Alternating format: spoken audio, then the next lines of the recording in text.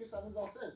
Disons-nous, avec tous les efforts que les gens ont fait, avec tout le travail qu'ils avaient, avec tout l'argent qu'ils avaient, ils ont tout laissé.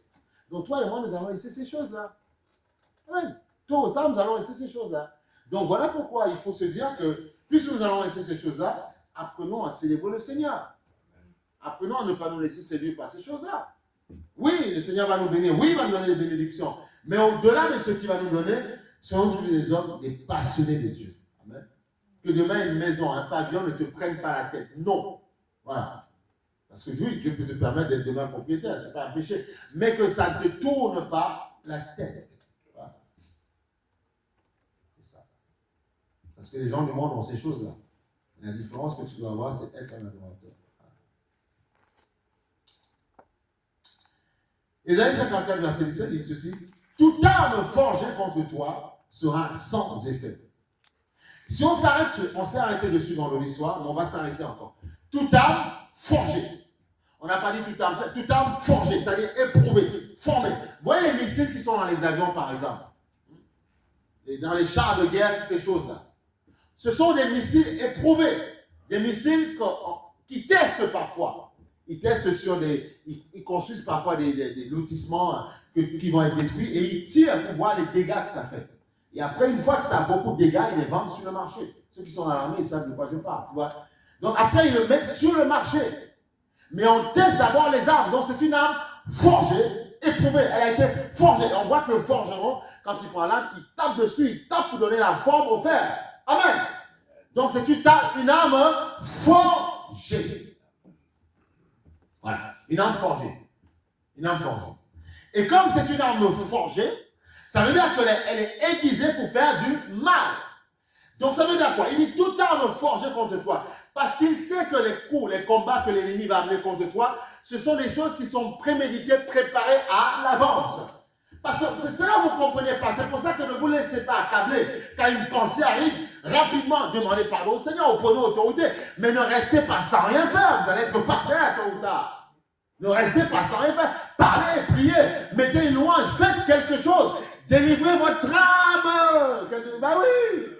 Tu mets une louange, tu mets un témoignage, tu mets un YouTube, tu mets quelque chose pour que justement ce missile qui a été envoyé puisse trouver du répondant. Et souvent, et quand les gens comme les gens sont trop suffisants, ils pensent qu'ils étaient trop forts. Quand une attaque arrive, comme ils n'ont pas été un petit peu humbles, tu vois, eh bien quand le combat, ils ne peuvent pas dire Seigneur pardon parce que le diable a même temps leur dit la clé, tu penses que ton Dieu va te pardonner, tu penses. Et du coup, ils descendent et puis après ils craquent. Et parfois ils retournent dans le monde. Et c'est malheureusement ce qui arrive. Tu vois, je suis obligé d'expliquer tout ce qui se passe dans une âme. C'est comme ça le process. Et la culpabilité te dit non, il est trop saint, il ne va pas m'accepter. Alors qu'il te dit, si ton cœur te condamne, il est plus grand que ton cœur. Il faut vraiment, un chrétien, pour pouvoir réussir, il faut être complet. Il ne faut pas seulement power, puissance. Non. Prier, autorité, chasser les démons. Non, c'est bien. Mais il faut aussi qu'on t'enseigne la compassion, la miséricorde de Dieu. Les armes de Dieu qui sont parfois. Parce que la Bible dit, nos armes sont puissantes en Dieu. Mais quelle arme? Il faut les comprendre. Il faut les détailler, ces armes-là.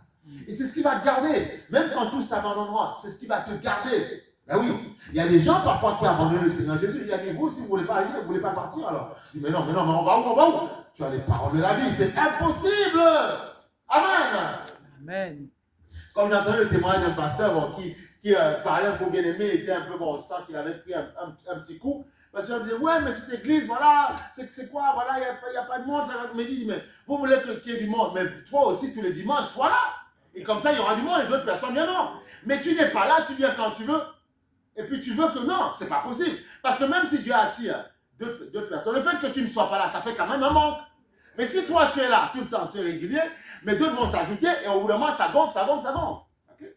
Et on sait qu'il y a des gens, quand ils ne sont pas très très forts dans la foi, quand ils sont un petit peu encore faibles, quand ils ne voient pas de la foule, ben ils sont pas forts. Il y en a, ils commencent par la foule parce qu'ils veulent voir du monde. Mais il y en a la foule, ils n'en ont que faire. Ce n'est pas leur problème parce qu'ils savent ce qu'ils sont venus chercher. Et tout le monde n'est pas pareil. Vous devez prendre conscience de ça. Tout le monde n'est pas pareil. Voilà pourquoi quand je me lève le matin, je ne me dis pas j'attends sur la force de mon frère pour être fort. Non, je viens remplir la grâce de Dieu parce que je prie à mon Seigneur, fortifie-moi, parce que mon frère aura peut-être besoin de mon amour. Et si tout le monde fait ça, on est bien. Ah, on est bien. Voilà.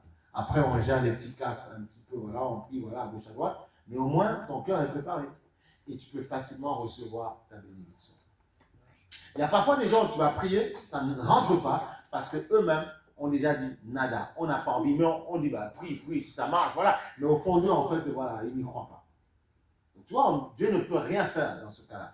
Même la Bible dit qu'à Nazareth, il n'a pas pu faire autant de miracles, tu vois, dans sa vie, parce qu'il y avait beaucoup d'incrédulité. Même Jésus. Donc, pourquoi il a laissé ça marquer? Pour te dire que ça arrivera. Ça arrivera que même si tu es rempli de Dieu, tu as beaucoup de bénédictions, que ta famille dit, moi, je n'ai pas envie de Jésus. Ça arrivera. Malgré le fait qu'ils verront ta vie splendide, heureuse, épanouie. Il dit, mais venez, vous avez vu ce que Dieu m'a donné, il m'a béni. Il dit, mais alors, nous, on n'a pas envie. Tu vois, c'est ça. Mais oui, mais et Dieu permettra ça pour te former aussi. Voilà. C'est comme ça. Amen. C'est ça. Faut comprendre. C'est comme ça que ça marche. Voilà. Donc, tu vois, tout arme forgé contre toi sera sans effet. Tout arme forgé contre toi. Tout arme forgé contre toi. Sans effet parce qu'elle va essayer de te toucher ta tête, mais sans effet. Voilà pourquoi vous devez prier sans cesse. Dieu nous a dit, priez sans cesse. Parce qu'il y aura des armes forgées, préparées, construites, structurées pour vous, contre vous. Parfois, il y a des attaques de l'ennemi. Il le prépare 1 mois, 10 ans à l'avance. Oui, parfois. Il y a des gens, tu vois, ils ont une vie chrétienne pendant 5 ans.